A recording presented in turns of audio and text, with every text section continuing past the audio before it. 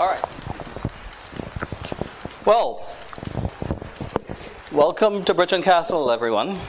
I have a long history here. My brother was the director of Caroni at one time, and was the only general manager of Caroni that actually came up from the lower ranks through the system and wasn't simply appointed and switched in and out as the head of the organization. So thank you all very much for having me. Thanks for the kind words. Josanne, we can continue where we left off.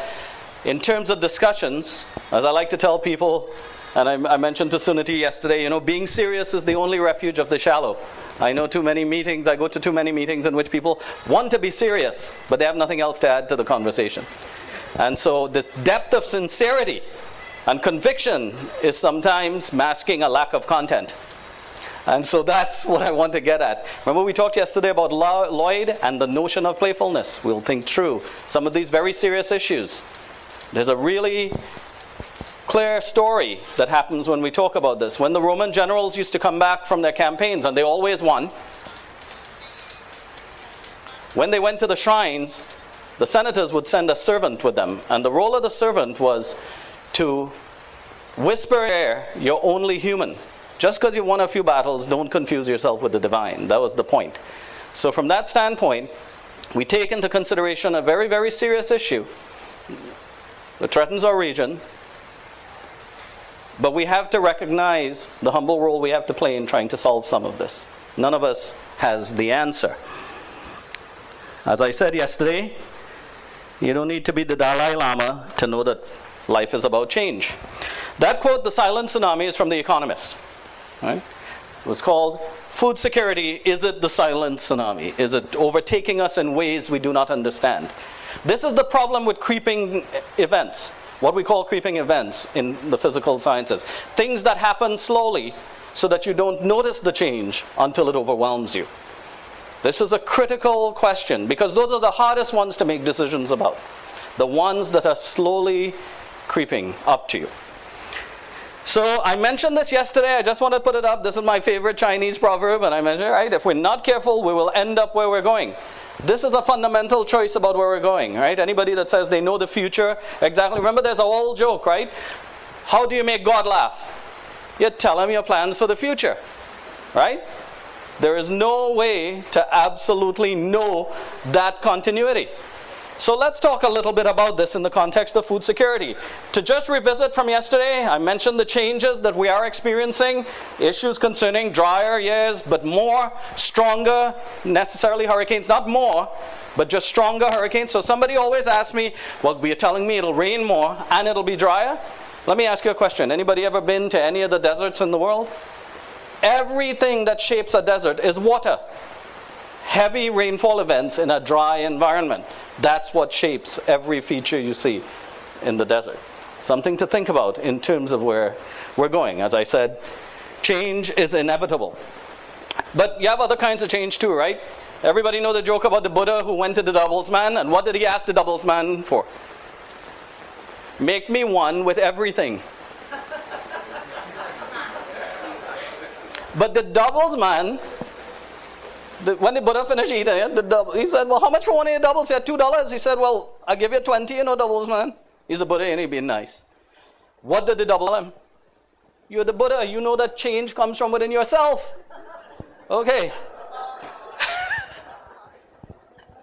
So what we're going to talk about is this silent tsunami, this creeping phenomena that surprises us, that is not within the context of how we think about events. And you'll hear a rich set of stories on this.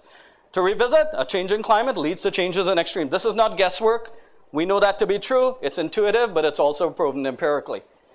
An old figure from '94 I wanted to put up. Possible benefits of global warming in agriculture. Longer growing seasons. Possible drawbacks of growing agriculture. Faster growth, shorter growing periods, shortened life cycle. Which of those do you think fits temperate latitudes and which of those fits tropical latitudes? Where would benefit from a longer growing season? Temperate latitudes, right? So what we're looking at is an increasing competition for not only the production of key commodities like wheat, coffee, but also tourists, right? There's a burgeoning effort to take advantage of summertime tourism across. We work with those folks. I know it from that standpoint. But to move along, early studies basically said, look, for dry beans, rice, and corn, the percent changes in yield are about 10 to 15%. Any farmer who deals with dryland agriculture knows you can't withstand 10 to 15%. That's a big, big change in terms of impacts. I know, but right? So we know. So just to give you some background, preliminary studies on the impact of the staples, that's just a classic study from around the world that says, for these crops around the world, with an increasing warming temperature, with more CO2 in the atmosphere even, you will still have those drops. What we call C3 plants, which are basically the wheat type grasses and so on.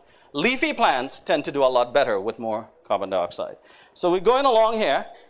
There's one other thing that is happening that we've only really studied for mosquitoes. And that is nighttime warmer temperatures increases the population of mosquitoes. And that's empirically proven. What you have, extrinsic incubation periods shorten at higher temperatures. What happens? You decrease it by 5 days, get a 3-fold higher transmission rate for dengue. We might know that for mosquitoes, but we don't know it for other pests. So when we're talking about crops, when we're talking about food, this issue concerning how insects evolve over time is a very, very critical one. Right? So, according to this report, climate change may cause serious flooding, but we'll cross that bridge when we come to it. The idea is to decide to cross some bridges before you can't cross them. As I like to say, the first rule of piracy is to pillage, then burn. We tend to burn and then look for where the benefits are, right? The idea here is not to burn the bridge before you get to it. So let's talk a little bit more about this. What constitutes food security? I work with a group called the Famine Early Warning System Network. They handle things like the Somali drought and issues like that around the world. We have an office in Haiti. And the core pieces of food security are access, availability, and utilization. The Food and Agricultural Organization has pointed this out for about 10 years, but it's based on the work groups like the Famine Early Warning System and people like that have done. And we can point to different places in which access, availability, and utilization creates insecure conditions for food and food crops. And we're going to talk a little bit about what that might mean. I don't want to read all that. All I'm going to tell you is anybody that thinks we don't have major impacts of droughts in the Caribbean because we're worried about hurricanes, 2009 to 2010 were major impacts for us in the region. Now there's a dual sword here, a dual-edged sword here. When it rains too heavy on growing plants, and you have higher water level table, and you have the impact of rain on small plants, you impact crops. When you have drought, you also impact crops. And if we're talking about extending events on either side, more extreme events, even though they're less frequent, but more extreme, and drought on the other hand, we have a combination of things that we have little experience with dealing. Right? So from this standpoint, we could go through the entire list, and this is a set of things we put together with the Caribbean Institute for Met and Hydrology just on where we saw impacts of the drought. A very critical issue because for places like Barbados, the Bahamas, other places, when they have a drought and it happens during tourist season, the worst thing you can do for your economy is to say, we can't provide enough water for the key tourist areas during the middle of the day or during any time, because that changes the perception of risk. So now you have a trade-off in small economies with the diversification towards tourism and the need to produce water for agriculture in our economies, right? So, what is happening around the world right now? When we had the big, set of protests in Haiti and everywhere else, in the US, they decided by 2017, biofuels will constitute 15% of the fuel supply. What does that do? Price increase for cereals for fuel instead of food and feed, so the price for purchasing for fuel went up. Large producers increased their environmental demands. Lots of large-scale deforestation from Brazil and elsewhere to produce biofuels. Hedge funds and private equity markets got in the business of speculating on food prices. So let me ask folks a question. We are, outside of places like Trinidad, the most tourism-dependent economies in the world right now. Anybody? What's the percentage of world tourism in terms of economics that we control? How much of 100% of world tourism? 5%. 5%. What does that tell you?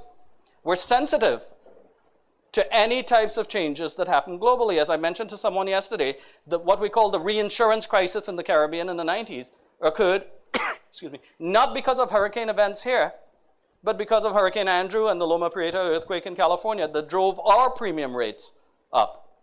Global risk spreading, some of the last bullet, is how we spread risk. So when you're at the threshold, it doesn't take much to push you over. Right? This is a critical sort of concern. So the planning, I had a really interesting discussion with a group of young people asking them, what makes us not only plan, but carry out plans? Planning has to do with the future, right? What makes us proactive? Who do we choose to believe? And what values are we trying to maximize? I always like to tell people when they say, let's be proactive. I say, yeah, you first. Right? It's easy to say, like win-win and things like low-hanging fruit and all that. You know, an economist will tell you if the fruit is still low-hanging, it's because nobody wants it. Right? So it's interesting to find out that what is needed is some transformational thinking, not just notions about win-win and what's low-hanging and stuff like that. The idea is very much one of making some hard choices. So, world grain trade depends on exports from a few countries. If you look at the exported, which is in brown, and the imported is in green. We're a small set of economies, right? So what's smack in the middle there? We have a big green area. What does that tell you? I did an analysis years ago. Everybody knows about the drought, you know, the Dust Bowl of the US, right? So I did an analysis for major droughts like that in the US. Who is affected by major droughts like that in the US? Small economies that rely on cheap wheat, not the folks in the Midwest. The first to go in terms of prices are the small economies that rely on cheap wheat. This is why the slightest changes begin to affect us. A critical international issue that matters not just to the climate in our region, but what is happening in those other places that determines much of our purchasing power. Right? And this is a well-documented thing. It happens to what we call virtual water as well. The amount of water it takes to produce those crops. So it's a critical sort of question. Who is dependent on the blips, the burps, and the coughs in the large global commodity markets? And that should tell us something. Right? I showed you a map, and I'll bring it back up yesterday, where we're anticipating drier conditions around the world. Guess what happens when the US and Canada has a major drought in the Great Plains? I run the National Drought System. One of my jobs in the US, so let me know, like I said, if they need one, I call it the Nidus touch if you need a drought. Total agricultural imports, wheat.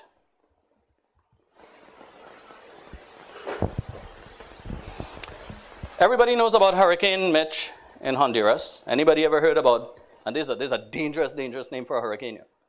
Hurricane Fifi that hit Honduras in 1974. Anybody heard of this? The diet of most rural people changed after Hurricane Fifi for tortilla making. There's a type of asada for you in case you can. Anyway, from corn to wheat. Right? The change in the markets, what was brought in to help people recover, actually, gradually, and what was purchased and how you create international markets is what determined what the new diet is, and the sensitivity to agricultural imports. Right? So the drivers are market-based, but I wanted to mention that that's not independent. Somebody, oh, well, this climate thing, I know, there's somewhere in the future, and when droughts, floods, and other things happen around the world, it is this is how it affects us. Right? So it's just something to keep in mind in terms of food and food security. What are our exports? Centrifugal sugar. We're good on cigars, by the way. You could tell Cuba is driving that figure, right? We have sugar from Cuba and sweet man from Trinidad. All right. Yes.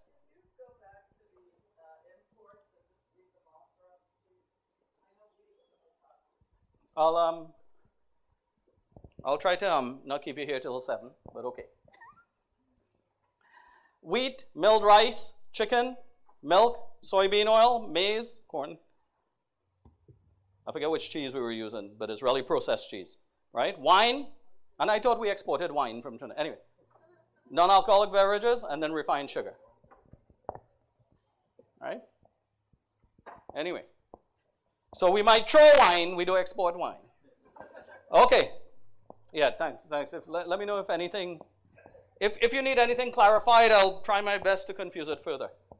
So, something from yesterday, the observed with human effects, and only if you take natural forces, background variability. This is in the data, that's up to about 5 years ago, that if we pull out the anthropogenic CO2 signal, what you get is that blue area going across globally. In the middle, you could see the Caribbean region. And as you could tell from the bottom, that is not distributed evenly. When the heat hits the fan, it will not be distributed evenly. So, the trend going up is conditioned on what we know anthropogenically and what we know from background variability. When you add the two of them, remember I said yesterday, you produce a surprise in the system. And I like surprises, but not that kind. Precipitation change, that's about 2000. As I said, we're one of the most reliably areas in the world. Down it goes. And again, don't forget, I mentioned that the strengths of hurricanes are projected to change, and it's shown in the data that they are, not the frequency, not the number of them. And that's what could change being wetter or dry, is the number of them. But a pretty reliable, both the higher and the low emission signals show drying conditions. In other words, all the models agree, so they're either all wrong or they have some insight. The key issue here is that seasonally, December, January, February, March, April, May, June, July, August, September, October, November, is when it happens. It doesn't happen simply the same over each season. And we have to ask which seasons are critical for growing crops at what time of the year for harvesting. Not only the amount of agriculture, we're going to come back to the food security question, and also ask what does it mean then to apply fertilizers, to apply pesticides and so on at the wrong time of the year. Right? It's a critical sort of issue. How does this match? Years ago, we did an analysis for the Southern Caribbean, including Trinidad, to show that that area in the Pacific is the thing that drives a lot of the climate in our region and a lot of what affects crops in our region. I did this with CIMH and a bunch of others. That when you have El Nino and La Nina events, they actually drive a lot of what happens over our region in terms of precipitation at the right time and so on. And we did a deep analysis of this. Anybody know what, you know what El Nino events are, right? You know what La Nina events are? Right? One is the warm side. La Nina events are the cold side. Is that misogynistic? I think so. But let me show you how scientists could be acontextual. You know, we don't care about culture. What culture? We'll study that. In the 60s, a bunch of my fellow scientists went down to Peru to study El Nino. Then they discovered it had the cold side to it. Anybody know why it's called El Nino? Happens around Christmas time. Right? You don't need to sing every parang. You don't need to sing every parang song to know that. Anyway, happens around Christmas time. It's called El Nino. My fellow scientist, being acontextual, said, well, the opposite must be called the anti-El Nino. You don't do that in a Catholic country. So gradually they learned that they had to change the name, you know, to the La Nina. So that's actually a true story. That's why we ended up with that. Okay. That's the part of the world that drives a lot of us. How will climate change affect that part of the world? We have little idea. All the results we're showing out now are based on temperature and precip, but not these other types of variability that actually drives our climate as well. The combination of two things are a surprise in the system. As I was telling the folks around the table, you have uncertainty, which is what you don't know. The other form of uncertainty is what you know that is not so. What you have come to believe over time that is no longer true. This is a pretty deep notion of uncertainty. So, similarly, if we ask annual fisheries landings, this actually work was done depending on where they end up. What? I hear Tobago is still part of Trinidad and Tobago. I know. We have to show our studies to the flying field. Anyway, the idea though is that distribution with just 1 degree C, which we're guaranteed to see over the next 10 to 20 years, probably 20 years, hopefully, changes the distribution because it changes where the nutrients are. Right? Oh, I thought I had enough power, but I'm not like Suniti. You know? You know the old saying, power corrupts absolutely, but absolute power is good to have. Okay. So, how we doing? You don't want me singing? I was planning to give up Calypso. And once I start, people will know I shouldn't have planned to give up. So.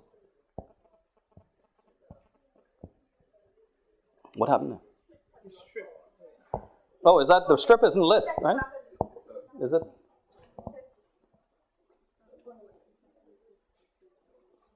All right. See, just for a second. You know what? The fellow running the doctor's office, right? And he passed everybody. And he said, "Doctor, shrinking." And what did the doctor tell him? Busy, you'll have to be a little patient. So just get him a chance. You know, I'm always amazed when an American goes, to a Trinidadian. Someday they will have a sense of humor. Okay.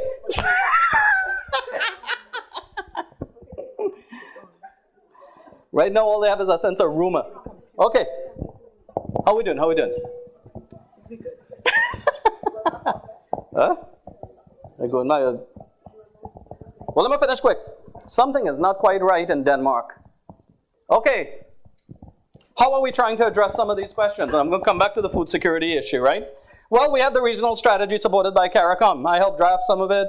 A lot of people in the region did.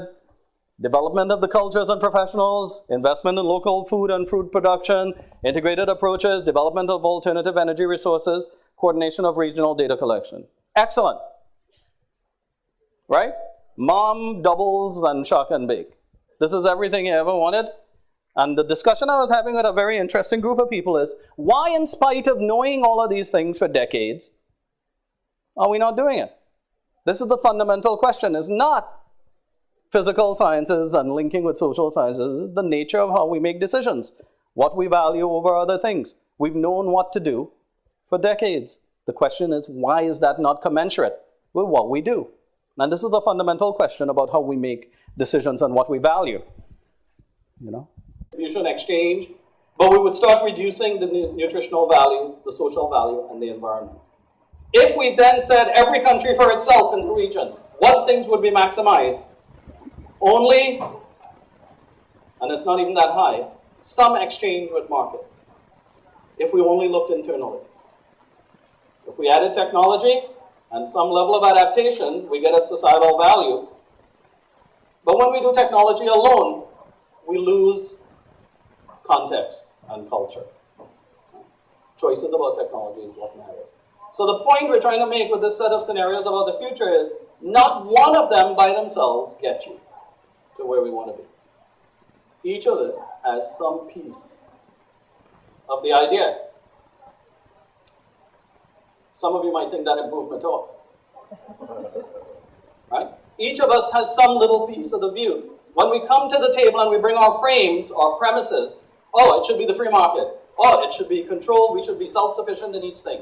Or, we should introduce technology and use that more efficiently, as if there are not these consequences with it. Or, it should all be adaptive and based on local knowledge. As I was explaining to folks, the local has as much inequities as the national. And we have to be able to balance what is needed at each level. It's all of these pieces that we're talking about. So the premises on our framing change what we recommend as solutions. Everybody know the story about the 6 blind men and the elephant, right? you're American, you wouldn't know that I'm saying it. That's written in English. Anyway,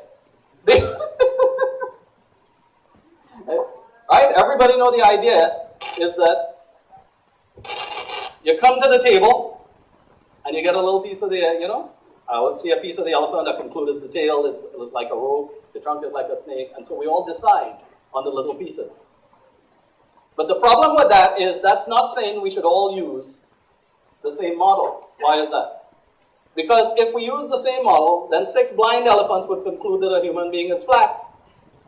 They agree, they use the same model, same method of analysis, but they're wrong. So the difficulty is saying we do not need to know each piece separately, but how we integrate those pieces is the real critical question. Not how we decide on which is the single method that is right. From that standpoint, when we look towards the future and we ask, oh, for more technology, that's got to work. A lot more local level participation. We need more of that. There's no question about it. But we also have to be honest about the issue of gender biases at the local level and at the national level and elsewhere. This mix of things is really critical. Thank you. You applaud plenty just now because I will be really finished. Why do we have it? Competing values, ecosystems, and a lot of other needs that compete. But this is how we collaborate. You're biased, no, you're biased, everybody is biased except me. While somewhere in the background, the environment is going, are we exceeding the specs? While we're trying to work out these biases about race, gender, equity, and all of this stuff, the resources are degrading in the background. Consensus should not be the point at which we got tired of thinking. So, for food security, when we look at it, utilization, we're asking what is the nutritional value? These are human development and next questions, right? Social value, food safety, production and distribution and exchange, affordability, allocation, and preferences. Those are the pillars we use right now for food security. But unless we add to that issues of ecosystem services and social protection, we won't withstand the impact that climate has on each of these components. Very, very critical issue. Early warning system, ecosystem services, and social protection. So to wrap up, I like to say, whoever's moderating, where's Josanne? See, when I say I'm going to wrap up, just give you optimism that I'm going to end. But anyway, how do we adapt? Infrastructure and assets, and you'll hear those recommendations, more or less of X. Technological process optimization, more or less of X. Institutional behavioral changes or reinforcement of the positive things that we do, more or less of X.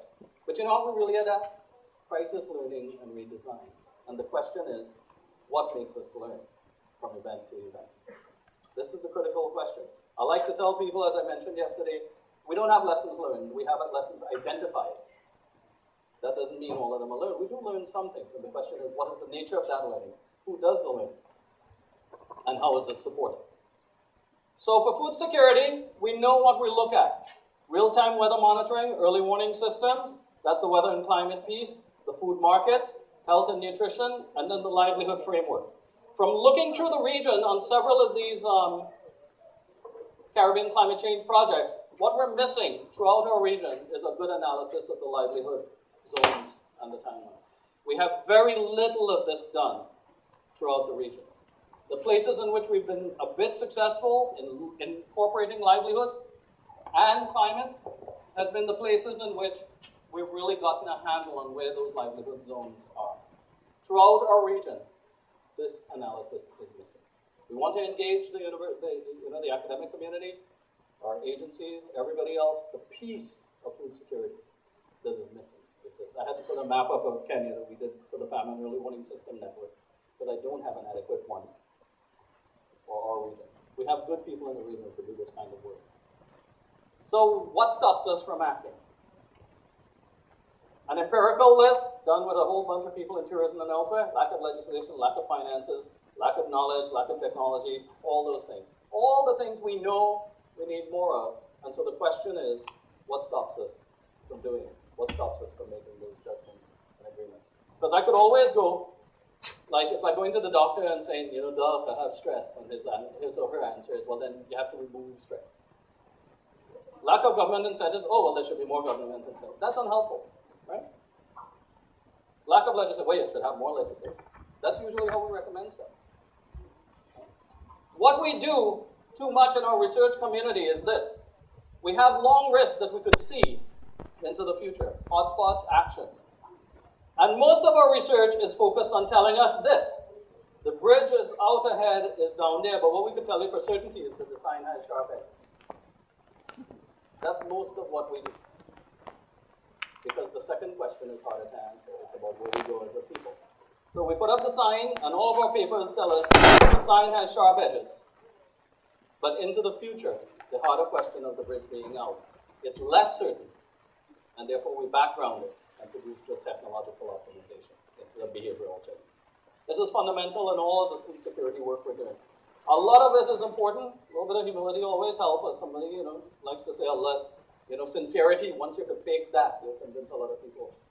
Anyway, climate information and decision making, how we try to work with people is not to start with the forecast, but ask, how does this affect your jobs? How does this affect your liability, your quality of life, the meaning, and then find the models in between that give new information for each of those activities. A little different from the classic neo-positivist prescriptive model. I have some information and I'd like to communicate it to you so that you can use it to do things that I have never done. I sit on the several National Academy panels. That's the nature of what we do. So, ecosystem services, water, agriculture, fisheries, food security, and energy all have cross-cuts to food security and water. And I don't want to say, we deal with food one day and we deal. These all have links. We need to look at them individually and then ask how they affect each other. And so that's about where we are. For exposed and vulnerable communities such as ourselves, even non-extreme weather and climate events have extreme impacts. Welcome to the town of uncertainty. So some of you might have seen this on this climate change stuff. If we're after energy independence, preserving rainforests, sustainability, green jobs, livable cities, but what if it's a big hoax and we create a better world for nothing? By believing this climate nonsense. Exactly. So, as I said yesterday, we're not all in this together. Different economies, different scales, but in our region, we're all in this together.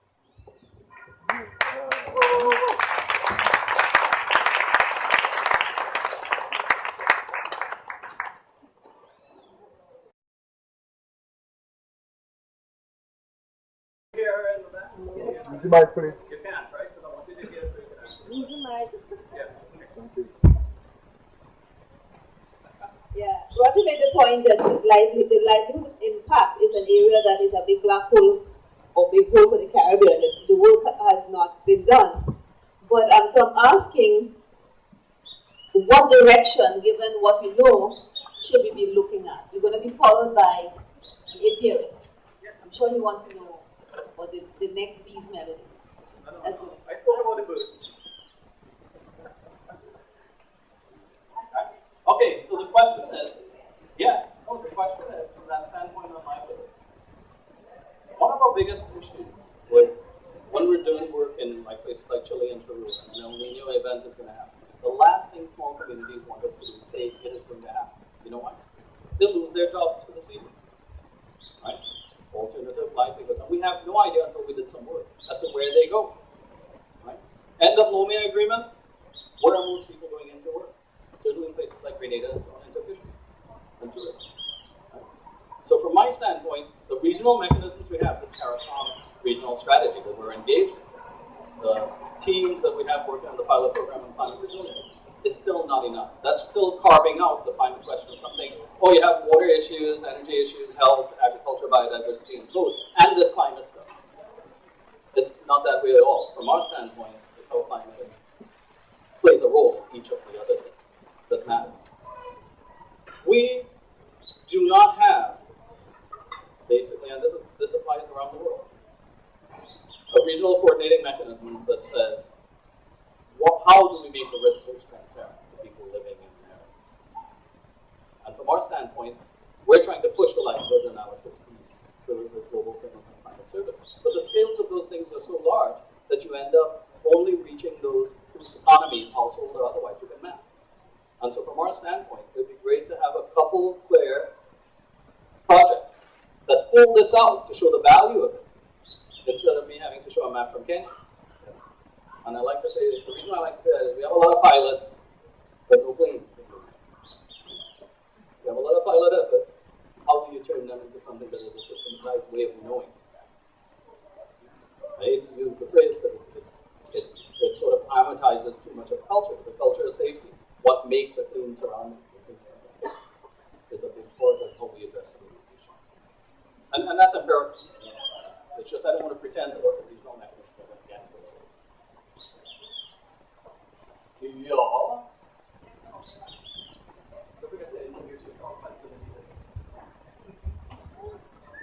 Good morning, everyone. Probably get some clarification on this. I think that one of the barriers identified in terms of food security was government initiatives. Now, I can't say off the bat how other regions, or nations, or states have been dealing with that. I know that one of the drives we have been taking is to get communities to organize and to push in that direction. But based on your work in the field, how do you feel outside of using government initiative that we could push forward in terms of that same issue of food security? Because we keep on asking government to inject funds, and particularly in Trinidad, we have seen that has been very slow in coming. How do we move past that, especially from the academic perspective? Anybody want to take that? It does, but there's no monolith for the people. And so the issue from this standpoint is not so much that it's driven top down, but how receptive are those initiatives to ground level work. And that's the gap, right? So for a lot of what we do, we start these activities, get support either internationally or elsewhere, or with NGOs. But the problem with NGOs, even though they're really valuable, is their role is not to sustain the activities. You heard some of that yesterday. That's how you systematize a society. So the question is how to identify. I'm not presenting this as a new thing. There are pockets of this going on throughout our region. What we don't do is identify those and show how those innovations are taking place in other places.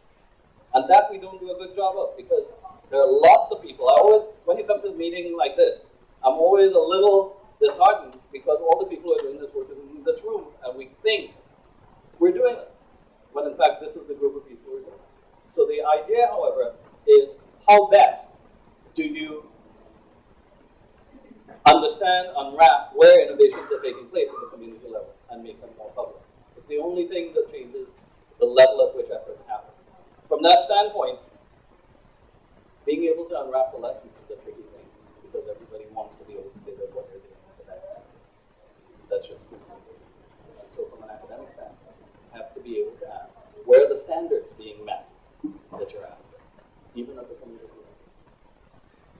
So from my standpoint, you find those things that are already occurring rather than saying, let's start a new one. You identify those lessons, say, here are the people that are doing it. If you're not doing this, what are you doing? So the lack of government initiative is only one thing among many. But the key is you also have to have standards of practice. So therefore you need government or at least a state or something. Any other comments or questions? Assertions? We have non-DEFCO and ADB and no, Roger, don't go here. This is your session. Maybe the question can be asked in terms of the organizations themselves. I'm just feeling one. Yeah, well, I didn't know if they were coming up after the story, and then in the broader sense, yeah. I think this idea of capacity and coordination is maybe a good broad area. Not broad, but I mean an insightful area, rather than, I didn't know who else was coming up, so what I wanted to make sure we do is then we come back to that question about capacity and coordination at the local level and elsewhere, at each level, once we've heard from people about what are the barriers and pressures they face with doing the work that they're doing, and then we try to speak to it. Great, so we're going to be hoping to hear from certainly some of the more formal sector in terms of the state agencies, and so because you're R&D and working more on the ground, and so will really help to enrich and fertilize the discussion and people have a better understanding as to how some of these larger issues are actually probably being tackled, and that information, how it's being shared with the constituents with whom you have to deal.